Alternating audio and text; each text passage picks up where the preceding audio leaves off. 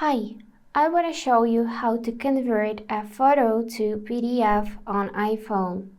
For that, as a first step, let's go in Photos and pick photo we want to save as PDF. I'm going to choose this one. Now, tap on Share icon on the bottom of the screen. Swipe up and find option to save to files. After that, you can select folder in which you want to save this photo and tap Save.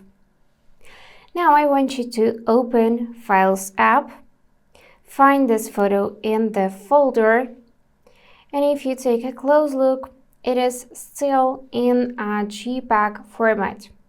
So to convert it to PDF, you need to press and hold the photo, and from the menu choose Quick Actions. Now just tap Create PDF, and now it will be created. So let's tap on the photo, tap on the arrow, and now we can see that it is PDF document. So that's it for today. If this video was helpful, please subscribe, like, and comment. And I wish you all the best. Bye bye.